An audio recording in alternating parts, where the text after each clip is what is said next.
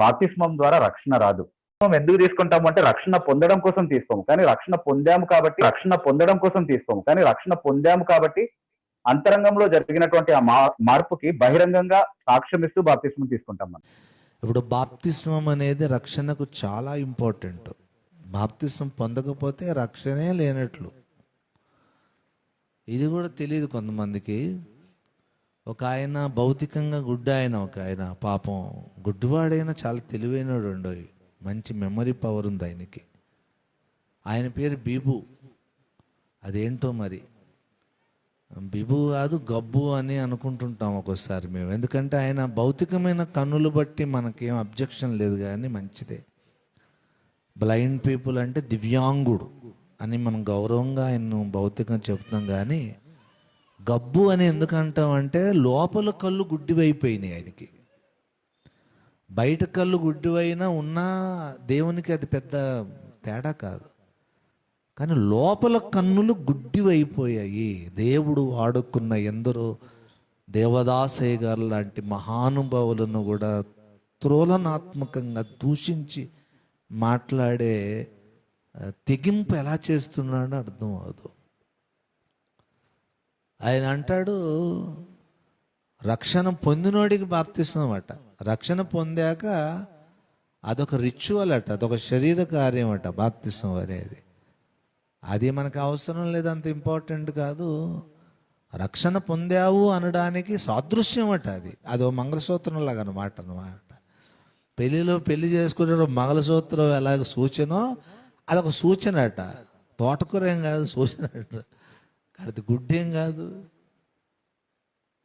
బాప్తిసమే రక్షిస్తుందని బైబిల్లో ఉంది. నమ్మి బాప్తిసం పొందువాడు రక్షించబడును. ఏమండి, క్రీస్తు మరణం పునరుద్ధానాల సాదృశ్యం కనిపించాలి. నువ్వు చచ్చిపోయి లేచిన సాదృశ్యం కనబడాలి. యేసు రక్తం మన పాపమును కడుగుతుందనేది కరెక్టే. ఆ రక్తం ఎప్పుడు కడుగుతుందంటే బాప్తిస్మ జలాల్లో నువ్వు మునిగినప్పుడు కడుగుతుంది. హల్లెలూయా. పస్కా గొర్రెపిల్లను మేము వధించామండి, కానీ మా ద్వారబంధాలకు మాత్రం దాన్ని పూసుకోలేదు.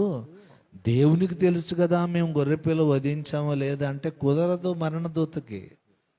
మరణదూతకు ఒకటే కావాలి, ద్వారబంధాల మీద రక్తం ఉందా లేదా అది.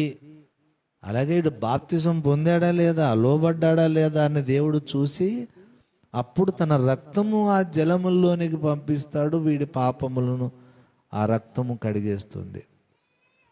అంతకుముందు ఎంత భక్తుడైనా కావచ్చు, దేవుని చూచిన అనుభవం ఉండొచ్చు, దేవునితో మాట్లాడిన అనుభవం ఉండొచ్చు, ఉపవాస ప్రార్థన అనుభవం ఉండొచ్చు, ఏమండి మర్మాలు ఎన్నో తెలిసి ఉండొచ్చు. అపోస్తుల కార్యములు 21వ అధ్యాయము దయచేసి ఒక్కసారి 22వ అధ్యాయము. ఇక్కడ తార్సువాడైన సౌలుకి ఎన్ని అనుభవాలు కలిగాయంటే 7వ వచనం చదవండి. నేను నేల మీద పడి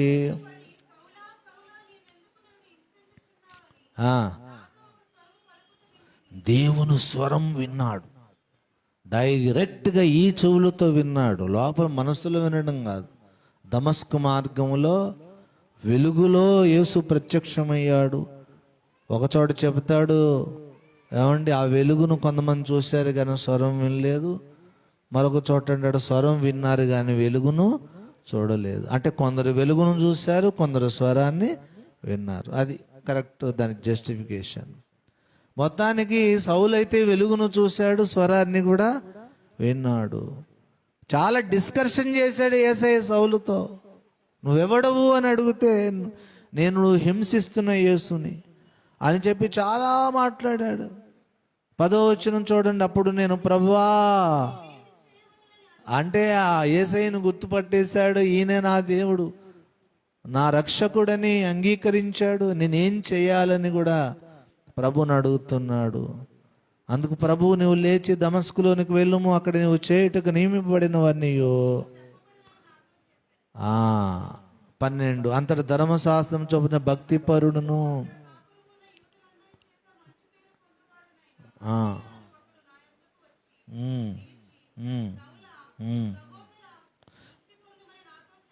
ఇప్పుడు అననీయ అనే ఒక వ్యక్తి వస్తాడని కూడా సౌలుకు ముందే దేవుడు చూపించాడు కదా. అపోస్తుల కార్యములు పూర్తి సాక్ష్యం మనకు తెలియాలంటే ముందు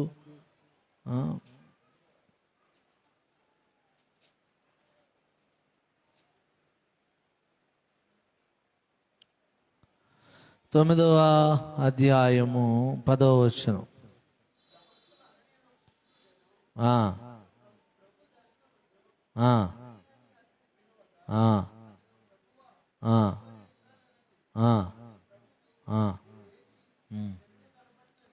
యూదా అనువాని ఇంట తార్సువాడైన సౌలు అనువాని కొరకు విచారించుము, ఇదిగో అతడు ప్రార్థన చేయి, ఈస్ ప్రేయింగ్ డియర్, ప్రార్థన చేయుచున్నాడు. అతడు అననీయాను ఒక మనుష్యుడు లోపలికి వచ్చి, హీ ఆల్రెడీ సీన్ దట్, ప్రార్థన చేస్తూ ఉంటే సౌలుకి దేవుడు దర్శనం ఇచ్చాడు, నీ దగ్గరికి అననీయ అని ఒక మనుషుడు వస్తాడు, అతడు నీ మీద చేతులు ఉంచగానే నీ కన్నులు తెరవబడతాయి. అంటే దేవునికి పౌలుకి సౌలుకి ఎంత రిలేషన్ అయిపోయిందో చూడండి అప్పటికి. అవునా? దర్శనము, స్వరము, ఎన్ని ప్రత్యక్షతలో గొప్ప సాక్ష్యం కదా సౌలుది. అంత సాక్ష్యం పొంది ప్రార్థన చేస్తూ ఉంటే అననీయ వచ్చి ఏమంటున్నాడు 22:16లో, కనుక నువ్వు తడువు చేయట ఎందుకు,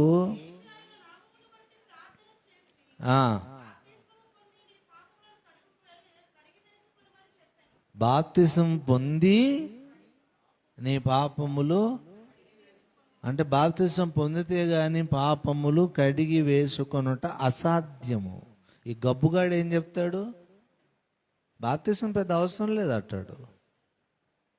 ఈ మాత్రం దానికోసమా ఎంత పోరాడుతుంది?